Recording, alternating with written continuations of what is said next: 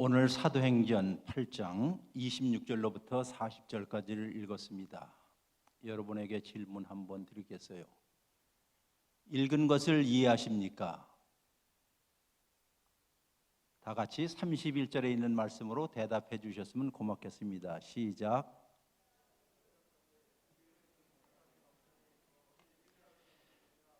이럴 줄 알았습니다. 여러분과 제가 읽은 성경은 사도행전 8장에 있는 말씀이었습니다. 또 이 말씀을 여러분께서 읽으셨고 제가 여러분에게 이해하십니까? 라고 하면 모든 교수들 혹은 선생들 혹은 목사들이 제일 좋아하는 대답은 가르쳐주는 자가 없이 우리가 어찌 이해하리요? 바로 그 31절에 있는 말씀입니다. 아마 이것 때문에 제가 오늘 여러분 이 앞에 섰습니다. 여러분 오늘 설교 제목을 보시면 다 같이 한번 설교 제목을 읽어보실까요? 시작. 광야에 내몰린 교회 거기서. 광야에 내몰린 교회 거기서. 그래서 어쨌다는 말입니까? 하는 질문일 것입니다. 오늘 본문에 있는 말씀 아마 핵심적인 단어로 바로 이렇게 표현할 수 있기 때문에 제가 광야로 내몰린 교회 거기서 무슨 일을 해야 할 것인가 하는 것입니다. 오늘 본문에 있는 말씀은 매우 흥미롭고도 참 우리 많은 사람들이 자주 인용하는 구절이기도 합니다만은 그럼에도 불구하고 가장 잘 이해 안 되는 본문이기도 합니다. 어느 날 주의 천사가 주의 영이 광야의 길로 떠나라는 명령을 빌립에게 했습니다. 빌립은 바로 이 명령을 받기 전까지만 하더라도 사마리아라는 곳에서 대단한 부흥 운동을 일으켰던 그런 능력의 종이었습니다. 사마리아 지역에서 일어났던 대대적인 부흥 운동에 대해서 성경은 이렇게 표현하고 있습니다. 빌립이 사마리아 성에 내려가 그리스도를 백성에게 전파하니 무리가 빌립의 말도 듣고 행하는 표적도 보고 한 마음으로 그가 하는 말을 따르더라. 그리고 맨 마지막에 그 성에 큰 기쁨이 있었더라 하는 말로 끝을 맺습니다. 예루살렘 교회가 이런저런 일로 인하여 핍박을 받고 특별히 스데반이 박해를 받고 순교를 한 후에 예루살렘에 있었던 수많은 교회 교인들이 또 지도자들이 흩어지기 시작했습니다. 여러분이 잘 아시는 대로 디아스포라라는 것이 그렇게 해서 시작이 되었습니다. 낯선 곳에서 낯선 땅에서 살면서 그들은 그래도 자기에게 주어진 하나님의 말씀을 증거하고 전파하는 일에 자기의 온 인생을 걸었던 사람들이었습니다. 그 중에 한 사람이 빌립이라는 분이었어요. 여러분이 알고 있는 것처럼 집사는 아니었습니다. 전도자였고요. 복음을 전하는 설교자였습니다. 그가 저 사마리아 지방까지 가서 복음을 전했고 그 성에 큰 기쁨이 왔더라 하는 아주 독특한 구절로 그 구절이 마칩니다. 사마리아 전체 지역에 큰 기쁨이 있었다는 것이에요. 그런데 이 큰 기쁨이 있었던 이곳에서 사역했던 빌립을 어느 날 갑자기 하나님께서 그의 천사를 보내어서 이제 여기를 떠나라. 그리고 너는 광야로 들어가라 하는 명령을 내리시게 되었습니다. 인적이 드문 황량한 들판에서 그는 한 사람을 만나게 됩니다. 그는 다름 아니라 마차를 타고 본국으로 귀국하고 있는 에티오피아 사람이었습니다. 말 그대로 흑인입니다. 그는 에티오피아 여왕 간다게의 나라 살림을 맡아서 관리하고 있었던 고위 관리였고 내시였습니다. 당시 근동 지방에서는 거세된 남성들이 왕궁의 고위 관료로 일하는 이런 풍습이 있었습니다. 그래서 그는 누가는 독자들에게 그를 에티오피아 내시라고 밝히는 것입니다. 그가 예루살렘으로 가서 예배를 드렸습니다. 그리고 귀국길에 오르게 되었습니다.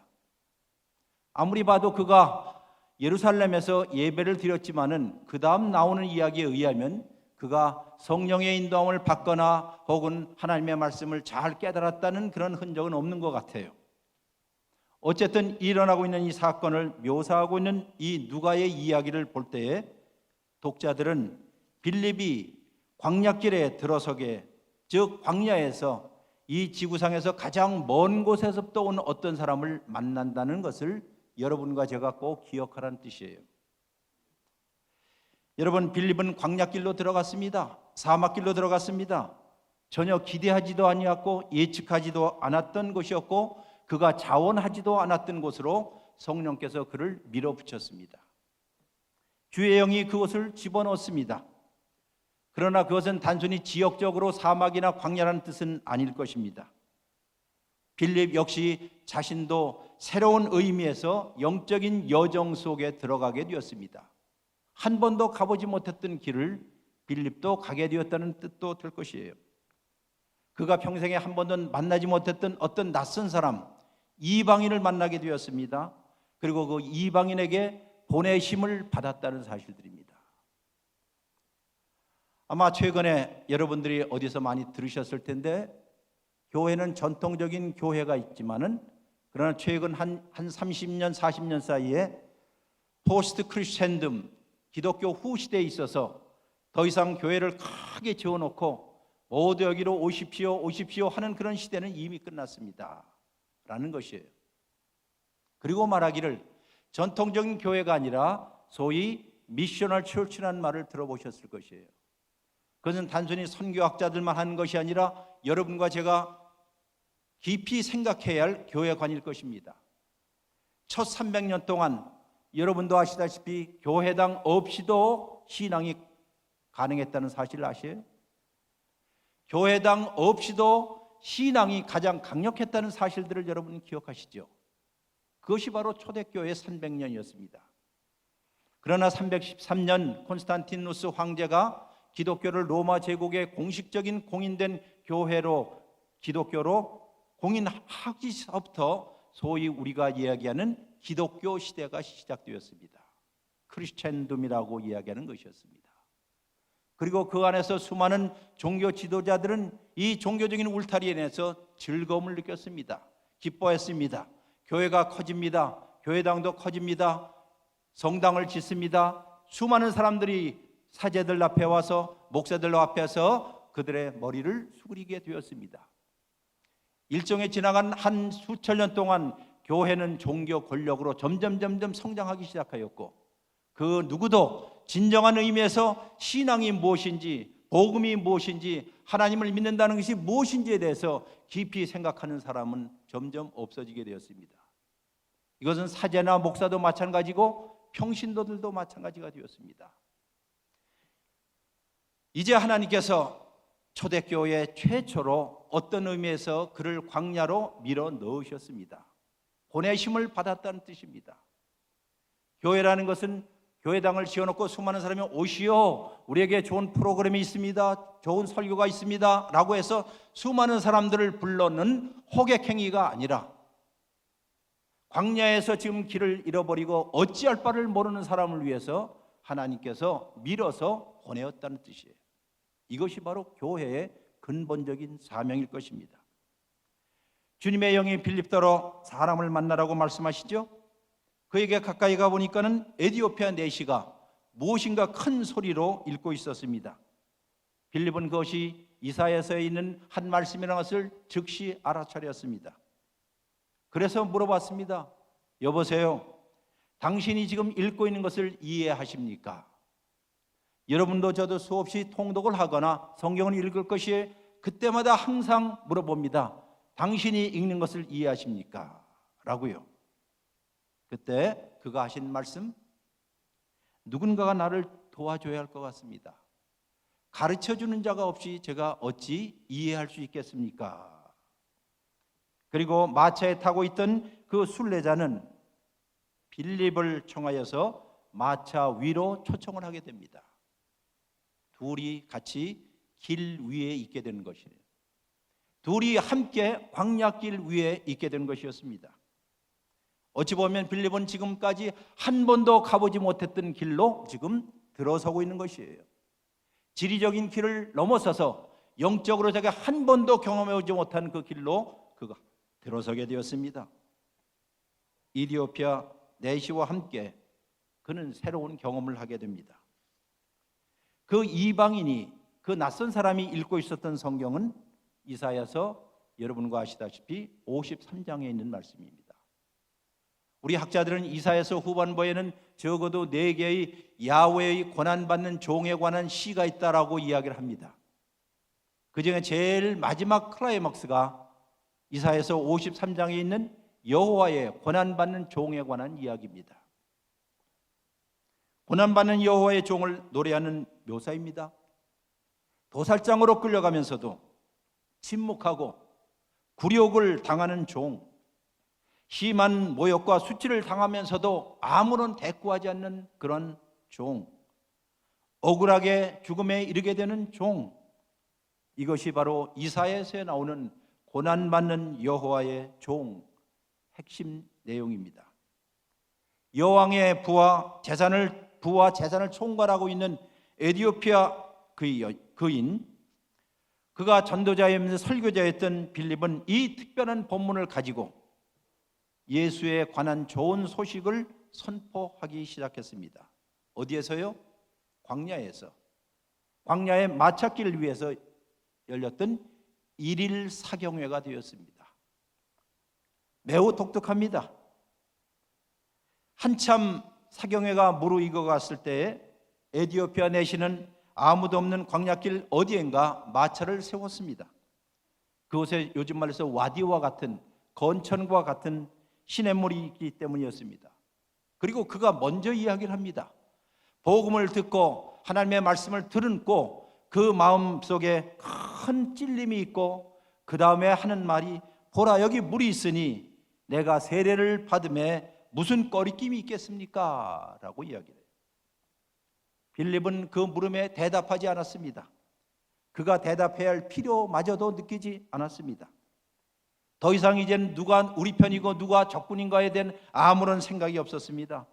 누가 인사이드고 누가 아웃사이드인지에 생각이 없었습니다. 그저 광야길에서 아무런 예식도 없이, 아무런 의복도 없이, 아무런 목사의 가운도 없이, 세례의 물두멍도 없이 광야 한복판에서, 요즘 말로 해서 교회법에 맞는지 모르는지는 상관없이 이런 것들은 전혀 중요하지 않고 거기에서 소위 침례를 주었습니다. 누가는 이 세례식을 시작되는 순간을 이렇게 포착하고 있습니다. 빌립과 내시가 함께 마차에 뛰어내려 물속으로 들어갔다라고 쓰고 있습니다. 얼마나 놀라운 광경입니까? 두 사람이 함께 물속으로 들어갔다는 것이에요.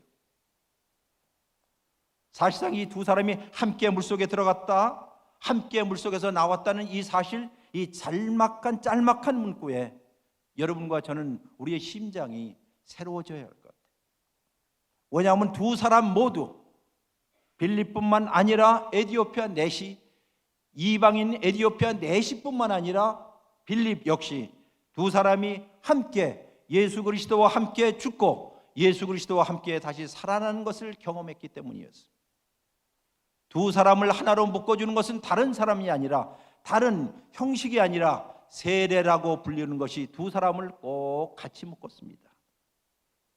이것이야말로 빌립은 생전 처음으로 경계선을 넘는 하나님의 은혜가 무엇인지를 알기 시작했습니다. 경계선을 넘는다는 말이에요.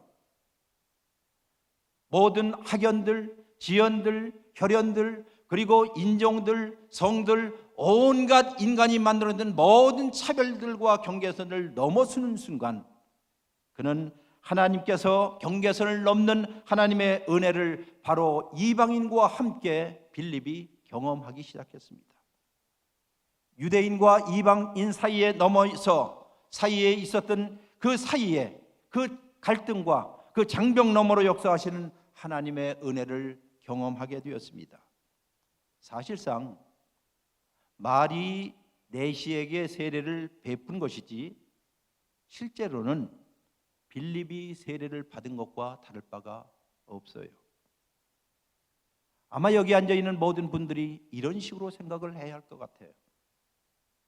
그리고 그 후에 이 놀라운 이야기의 결론에 마치 감탄사라도 찍는 것처럼 누가는 이렇게 이야기합니다.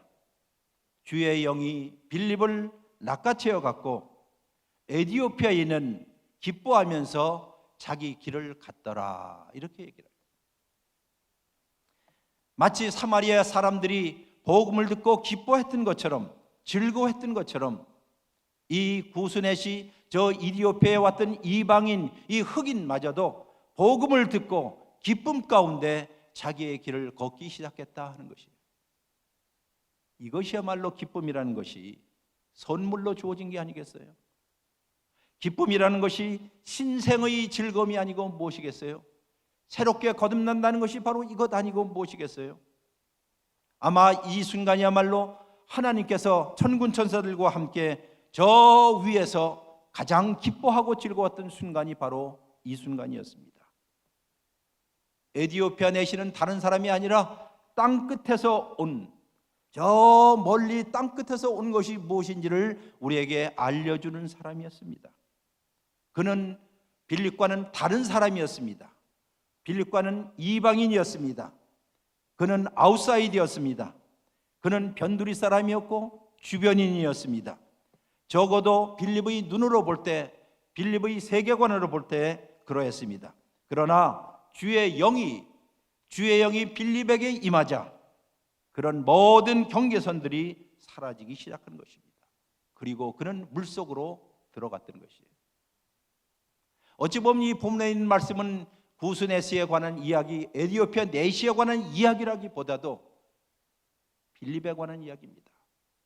아니, 이 교회당 저 바깥에 있는 사람들에 관한 이야기라기보다도 이 안에 있는 어찌 보면 기득권과 같은 우리들에게 강한 충격적인 메시지라는 것이에요.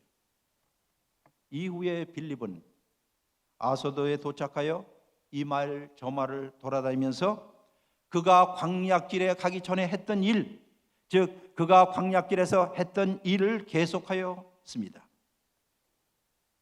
그리고 맨 마지막에 가이사라에 도착하였을 때 모든 성들에게 복음을 전하게 되었습니다 하는 말. 오늘 이것이 여러분과 제가 듣는 이 짤막한 에피소드예요. 오늘 본문을 통해서 하나님께서 여러분과 저에게 다양한 메시지를 줄 수도 있을 것입니다. 그러나 저는 이 짧은 시간에 여러분과 딱 한 가지에만 집중하려고 합니다. 그것은 이 사건이 벌어지고 있는 배경, 세팅에 대해서 한번 생각해 보라는 것입니다. 제가 에디오피아 내시 아니여기 집사님이 에디오피아 내시의 이야기를 몇 구절, 첫 구절을 읽었을 때 아무도 놀랍거나 흥미있다는 반응을 보이시는 분이 없는 것 같아요. 무슨 뜻인가 하니 본문에 있는 첫 마디를 읽을 테니까는 한번 들어보세요. 그때에 주의 천사가 빌립에게 이르되 일어나서 남쪽으로 향하여 예루살렘에서 가사로 내려가는 길까지 가라 하였더라. 그리고 곧이어 누가는 한 문장을 덧보탭니다. 그 길은 무엇이더라? 광야라. 마치 모든 사람들이 잊어버릴 듯해서 모든 사람이 반드시 꼭 기억하라는 말. 그런데요, 그 길은 광야였습니다 라는 말을 합니다. 이것이 바로 중요한 성경의 배경입니다. 그 길은 광야라라고 했어요. 조금 전에 말씀드렸던 사마리아에서 전도했을 때 큰 기쁨이 있었습니다. 그런데 갑작스럽게 위험천만한 길로 가라는 말을 듣습니다. 여기 성경에 남쪽으로 번역된 이 헬라어는 메셈브리아라 하는데 정오라는 뜻도 됩니다. 달리 말해서 해가 정오에 남쪽에 있기 때문에 정오나 남쪽이나 같은 말입니다. 어쨌든 가장 뜨거울 때 위험천만한 곳, 사막에 가장 장렬한 태양이 있는 그 한복판으로 하나님께서 빌립을 밀어넣으셨어요. 그것도 대낮에 햇살이 뜨거운 곳에 사막으로 가는 명령이었습니다. 혹시라도 여러분과 제가 사시면서 그나마라도 편안하고 또 안주하고 괜찮게 지내고 교회 생활도 잘하고 뭐 우리가 큐티도 하고 다른 사람하고 좋은 교제를 나누고 있는데 어느 날 하나님께서 여러분을 밀어내어서 한 개인이든지 한 집단이든 밀어넣어서 저 광야 한복판 가장 뜨거운 곳으로 가라고 한다면 여러분 어떻게 반응하시겠어요? 참 난감할 것입니다. 하나님, 지금 모든 것이 잘 진행되고 있고 저 사마리아의 복음화도 가시적인 성과가 있고 아주 모든 것이 잘 되어가는데 웬 갑자기 나를 광야로 가라고 하십니까? 라고 하지 않겠어요? 사마리아의 지금 복음의 뿌리가 지금 간등간등 지금 처음 내리고 있는데, 아니 여기다 물을 주고 또 관리를 해야 되는데, 아니 나를 떠나서 나로 저 광야로 가라고 한다면 하나님 도대체 무슨 생각을 하고 계십니까? 아마 이것이 자연스러운 대답일 것이고 여러분도 그럴 것이에요. 하루 중 뜨거운 대낮에 빌립은 기쁨과 즐거움으로 가득했던 사마리아에서 떠나 광야로 밀어붙였다는 뜻이에요. 위험천만한 광야길로 들어가게끔 하였습니다. 숨이 막히고 찌는 더위 밑에서 빌립은 아마도 제가 생각할 때 요나의 원망을 함께 하지 않았는가라고 생각해 봐요. 그 길은 광야더라.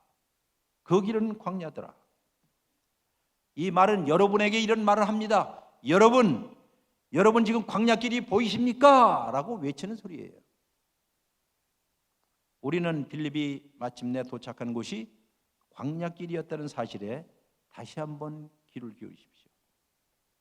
그곳이 어디입니까? 자기의 섬김을 자기는 알지 못했지만은 자기의 섬김을 그토록 간절히 기다리고 있는 다른 사람 외인이 있었다는 곳, 그것을 알게 됩니다.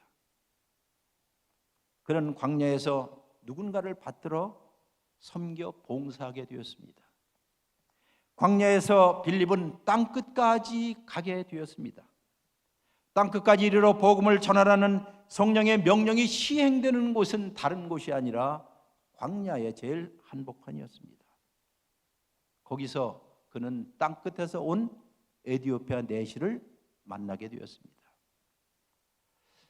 그렇습니다. 사랑하는 성도 여러분들, 여러분과 제가 사시면서 하나님께서 여러분과 저를 때때로 광야로 내보내실 때 우리는 우리의 섬김과 봉사가 절실하게 필요한 한 영혼이 있다는 사실들을 꼭 기억하십시오. 이곳에서 우리는 비로소 모든 것에 다 이르게 되는 것입니다. 바로 그곳 광야길에서 빌립은 신성한 성경을 가르쳤으며 바로 그곳에서 빌립은 세례를 베풀었습니다. 하나님의 은혜의 물속으로 내시와 함께 헤엄쳐 들어갔습니다. 광야에서. 여러분 장로교 교인들에게 잘 아시겠지만은 우리 장로교 교회 교리 가운데 개신교 교리 가운데 가장 중요한 교리가 은혜의 방편이라는 게 있습니다. 은혜는 어떻게 오는 것인가? 멋진 설교를 들었기 때문에 내 마음에 그래서 그게 은혜가 아니라 은혜의 방편이라는데 딱 두 가지예요.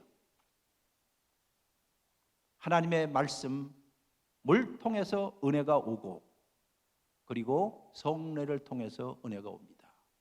여기의 경우는 세례를 통해서예요. 놀랍게도 광야 한복판에서 지금 빌립은 말씀을 통해서 그리고 성례를 통하여서 광야길에 들어선 한 사람을 섬기게 되었다는 것이에요.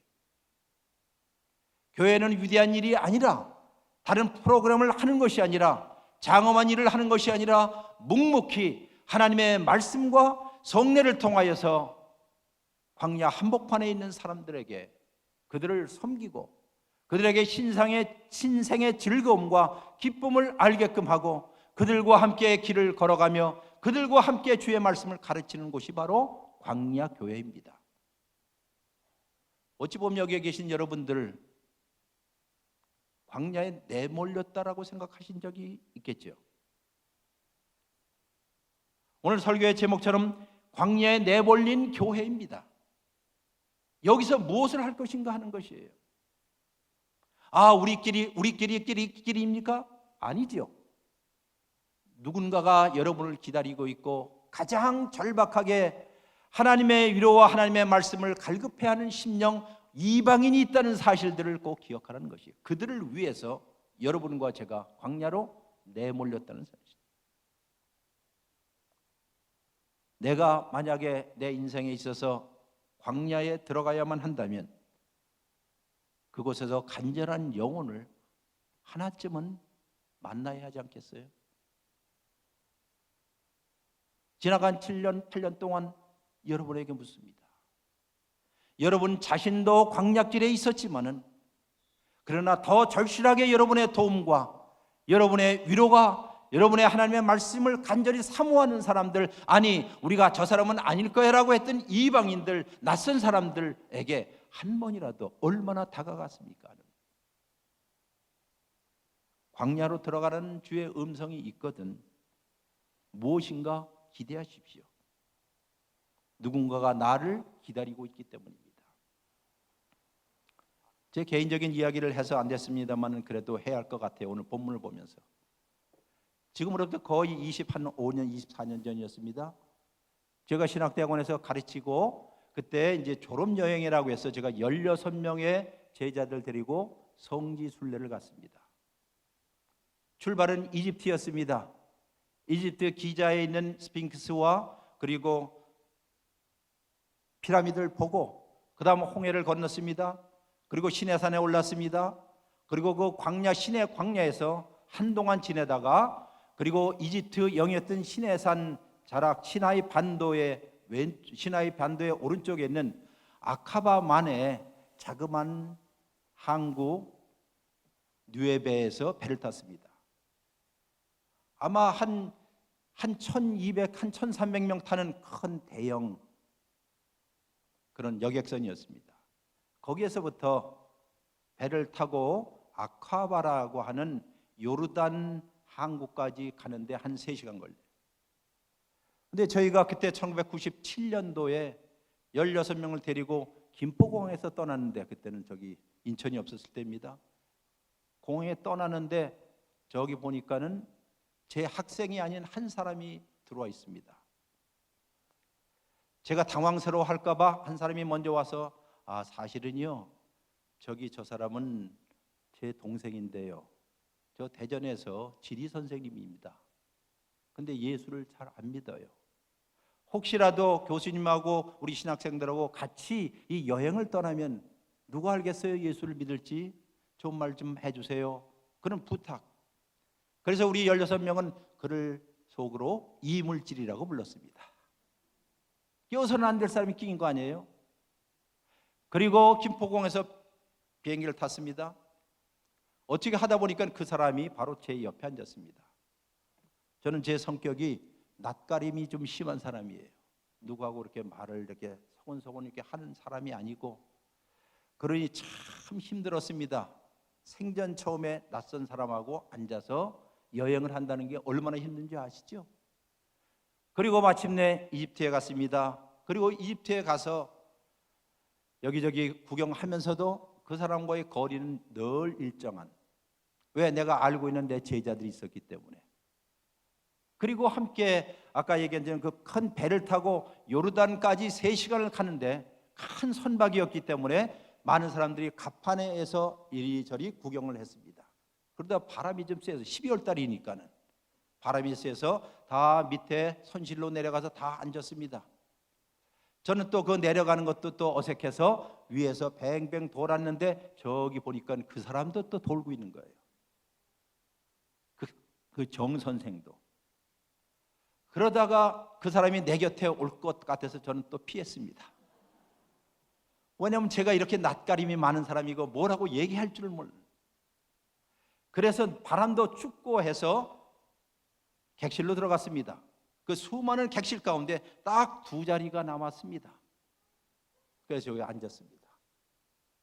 한참 후에 그 사람이 저 들어오더니 유일하게 남아있는 자리는 그 자리밖에 없어요. 그 자리, 내 옆자리 딱 앉는 거예요. 자, 죽을 지경이었습니다. 뭐라고 얘기해야 되는데. 그래도 제가 옛날에 CCC에서 전도도 해봤던 사람인데, 그래, 전도를 어떻게 해야 되는데 말문을 어떻게 할 줄 모르겠어. 이 사람은 전혀 예수를 안 믿는 사람이에요. 그러다가 이야기를 이렇게 시작했습니다. 여러분도 다 잘 아는 누가복음 15장에 있는 그 이야기예요. 직접적으로 이야기는 하지 않았지만은 그래 우리 모든 사람 집을 떠나 보니까는 집이 이제 그립지 않겠어요? 이 지리 선생님은 저에게 먼저 이것저것 가르쳐 줍니다. 교수님, 사막이라는 것은 돌 사막도 있고요, 모래 사막도 있고요, 뭐 어떤 사막도 있고 뭐 쭉 이렇게 말을 시작을 하다가 집에 관해서 이야기했습니다. 우리 모든 사람에게는 다 집이 있지 않아요? 그랬더니 끄덕끄덕해요. 이렇게 해서 잠시 한 20분 정도 이런 이야기를 했습니다. 때때로 이렇게 나와서 보면 내가 마치 홈레스 피플과 같아요. 집을 떠나서 집이 그리워질 때가 있습니다. 그리고 이야기하기를 언젠가 우리는 다 어디로요? 집으로 갈 때가 있겠지요. 집 생각하면 눈물이 납니다. 그 사람이 그 얘기를 해요. 그러면서 마음이 조금 열리는 것 같아요. 집에 관해서 이야기하니 우리 모든 사람은 언젠가 반드시 집으로 가야 한다는 사실. Going home. 아마 찬송가 가운데 있는 찬송가 있죠?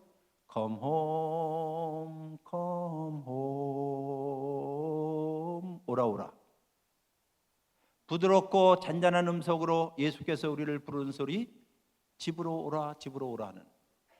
어쨌든 제가 제 성의를 다해서 진심을 다해서 이 사람 마치 길을 잃어버린 사람과 같아서 그에게 그런 이야기를 합니다. 그리고 내 마음도 철했어요. 20분 정도 얘기하니까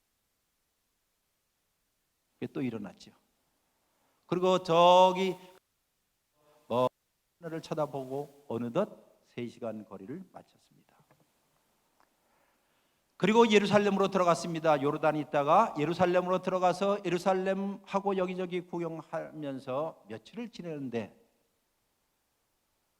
저 갈릴리까지 갔습니다. 갈릴리에서 베드로 고기도 먹고 그날 저녁에 제자들이 저녁 밤쯤 늦게 되는데 호텔에서 무슨 냄새가 나는 거예요. 봤더니 라면을 끓여 먹고 있는 거예요. 둘씩 짝을 짓고 있었고 교수라고 해서 혼자 방인데 그 인간들이 저한테는 라면을 주지 않고 지들끼리만 먹었습니다. 어쨌든 그런 일이 있은 후에 그 다음 날 멤버 중에 하나가 그런 얘기를 해요. 지난 며칠 동안 저기 그때 배를 타고 오셨잖아요.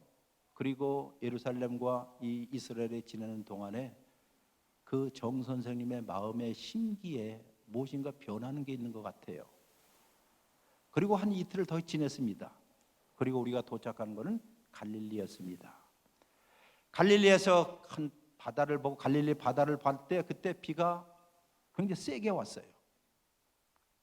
조금 있다가 그의 누나라고 하는 정전사가 저에게 찾아와서 교수님, 지난 밤중에 내 동생이 신앙 고백을 했어요. 세례를 받고 싶대요. 아마 누나가 그랬겠죠. 저는 깜짝 놀랐습니다. 비가 부슬부슬 오는데 바람도 세차게 부는데 모든 사람들이 우비를 입고 있었는데 갈릴리 바다 한복판 가닥 근처에 가서 이제 세례식을 베풀게 되었습니다.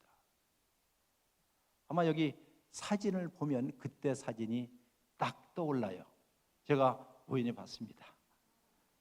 여기 보이시죠? 이 양옆으로는 우비를 입었어요. 그런데 저 순간 희한하게도 하늘이 잠깐 비를 멈췄어요. 그리고 저 정 선생님이 갈릴리 바다를 보면서 꿇어앉았고 세례를 베풀었습니다. 저 두 번째 거는 지금 세례를 마친 후에 제가 악수를 청하는 모습입니다. 선생님 일어나세요 하고 일어났습니다. 세 번째 보면 갈릴리 바다에서 얼싸안고 울었습니다. 주위에는 모든 친구들이 눈물을 적셨습니다. 이것이 신생이구나. 이것이 새롭게 되는 것이구나. 어찌 보면 제가 이 빌립의 이야기를 들으면서 사실상 바뀐 것은 저 사람이 바뀐 것보다도 제가 바뀌었습니다. 나는 이런 이유 때문에 당신은 신학을 알지 못하고 성경도 알지 못하고 이런 여러 가지 경계선 때문에 내가 그를 멀리했던 그에게 하나님께서 나를 그쪽으로 몰아서 광야에서, 아니 저 사막 한가운데서, 아니 저 바다 한가운데서 나로 하여금 그 사람을 만나게 했다는 사실들. 우리 사회는 더 이상 모든 경계가 무너졌어요. 하나님의 은혜가 이렇게 오는구나, 하나님의 은총이 이런 식으로 오는구나, 여기에서 예수 그리스도의 좋은 소식을 전하는 것이 이런 거구나 하는 것을 그 정 선생님한테 김포공항에 떨어졌을 때 IMF가 그때 터졌습니다. 우리는 달러당 800원씩 바꿨는데 와보니까 거의 2,000원이. 그래서 우리 다 돈 벌었습니다. 어쨌든 아련한 추억이 되었지만 그때 헤어지면서 그랬어요. 정 선생님, 이제 당신의 인생, 저의 인생, 전혀 한 번도 가보지 못했던 길을 우리는 갈릴리에서 만났습니다. 바라건대 얼마가 됐는지는 잘 모르지만 훗날 교회에 귀중한 집사님, 장로님이 되었으면 좋겠습니다 하고 헤어진 게 1997년도 12월 13일. 이 설교 준비를 하면서 제가 우연히 그 앨범을 쳐다보며 목이 그럭그럭했습니다. 아, 하나님의 은혜는 경계선을 넘는 은혜구나. 이디오피아 내시가 은혜를 받은 것보다도 그 이상으로 누가 은혜를 받아요? 빌립이 은혜를 받았습니다. 어디서요? 광야에서, 광야 한복판에서. 언제? 하나님이 그를 안전한 곳이 아니라 사막 한가운데 밀어 제껴서 보내었을 때 바로 거기서 이런 일들이 있습니다. 빌립은 이 광야길에서 예수 그리스도에 관한 좋은 소식을 전했습니다. 무엇이 예수 그리스도에 관한 좋은 소식입니까? 교회가 전해야 할 소식이 예수 그리스도의 이름으로 구원받는 것이고, 십자가와 부활이 복음이고, 죄의 용서함이 예수 그리스도의 좋은 소식이고, 자비를 베푸는 것이고, 가난한 사람이여 행복하여라 하늘나라가 너의 것임이야 라고 이야기하는 것이 예수 그리스도의 복음이고, 복음은 군대 마귀를 내어쫓는 것이고, 잃어버린 아들을 집으로 받아들이는 것이고, 가난한 사람들에게 좋은 소식을 전하는 것이고, 갇힌 자를 풀어주고, 눈먼 자에게 시력을 회복시켜주고, 압제받고 눌린 자에게 자유를 주는 것이 바로 예수 그리스도의 좋은 소식입니다. 광야길에서 이 빌립은 성례와 말씀을 통해서, 말씀과 성례를 통하여서 하나님의 거침이 없는 은혜, 경계선을 넘어서는 은혜를 경험하게 하였습니다. 사랑하는 성도 여러분들, 교회가 무엇하는 곳입니까? 교회야말로 성령에 이끌려서 광야로 내몰리는 것이 바로 교회여야 할 것이에요. 이것이 교회가 해야 할 사업입니다. 교회는 무엇을 합니까? 교회는 신앙 공동체를 만들어 갑니다. 낯선 자와 이방인들을 환대하는 것이 교회여야 합니다. 각종 경계선들을 지워 버려야 하는 것이 교회입니다. 이런 방식으로 우리는 하나님께 찬양과 경배를 드리는 것이에요. 내시처럼 신실한 설교를 사모하는 것이 바로 교회입니다. 주님의 노래, 야훼의 고난받는 종의 노래를 노래하는 것이 바로 교회입니다. 젊은이들 속에 신앙을 심어주는 것이 교회입니다. 경건한 노인들이 보여주는 신앙의 경륜을 축하하고 찬사하고 존중해 주는 것이 교회여야 합니다. 사춘기의 마음 한 믿음에 물을 주는 것이 교회여야 할 것입니다. 예수 부르심에 따르려는 모든 사람들에게 신앙적 도전을 하는 것이 교회여야 합니다. 이런 방식으로 하나님께 찬양과 경배를 드리는 것입니다. 대학 캠퍼스에 견고한 신앙의 목소리를 높이는 것이 교회여야 하고, 광야에 있는 학생들에게 교회가 신앙적으로 집이 되고 홈이 될 수 있도록 문을 열어주는 것이 교회여야 하고, 용서를 실제적으로 구현할 수 있는 것이 교회여야 하고, 가난한 자를 돌보는 것이 교회여야 합니다. 이런 방식으로 우리는 하나님을 찬양하고 경배하는 것입니다. 교회가 어느 곳입니까? 교회는 정의와 공의를 증진하고 옹호합니다. 학대나 착취나 억압에 대해서 목소리를 높이는 것이 교회입니다.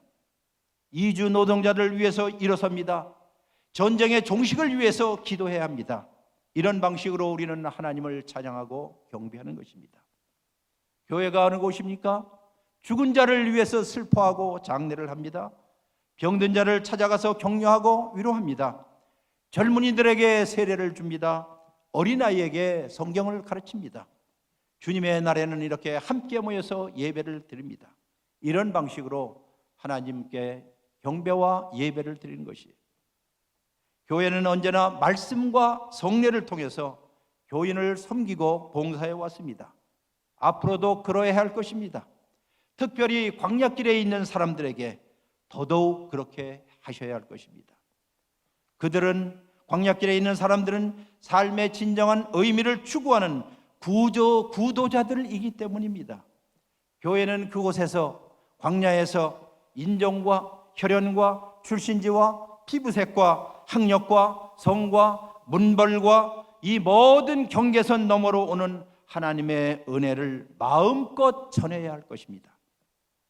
예수에 관한 좋은 소식, 경계선을 넘는 하나님의 은혜를 부어주되 특별히 광야길에서는 더더욱 그러해야 할 것입니다. 이것이 성령이 이끄는 교회이고 성령이 이끄는 삶이고 이것이 우리가 추구해야 할 교회일 것입니다. 하나님은 여러분과 저를 광야로 내어 보내실지도 모르겠습니다. 그러나 광야가 변화와 변혁의 장소라는 사실들을 기억하십시오. 그곳에 새로운 삶의 기쁨이 솟구쳐 오를 것이고 사막의 샘이 솟고 광야의 장미가 필 날들을 우리는 꿈을 꿉니다. 오늘의 말씀은 하나님이 부르신 자들을 향한 하나님의 기적적인 은혜와 신실하심에 관한 말씀입니다. 여기에 계신 모든 분들, 우리 모두 함께 하나님의 영에 이끌려 광야로 나가 우리를 기다리고 있는 사람들에게 경계선을 넘는 하나님의 은혜를 전파하시기를 바랍니다. 성경을 가르치고 세례를 베풀고 예수에 관한 좋은 소식을 함께 전파하십시오. 이런 교회가 되기를 간절히 소원합니다. 기도합니다. 하나님 아버지 고맙습니다. 오늘 주의 말씀을 들었습니다. 이 말씀이 잘 박힌 모처럼 저희의 심장과 우리의 삶 속에 정초점이 되게 하여 주옵소서. 예수님 이름으로 기도했습니다. 아멘.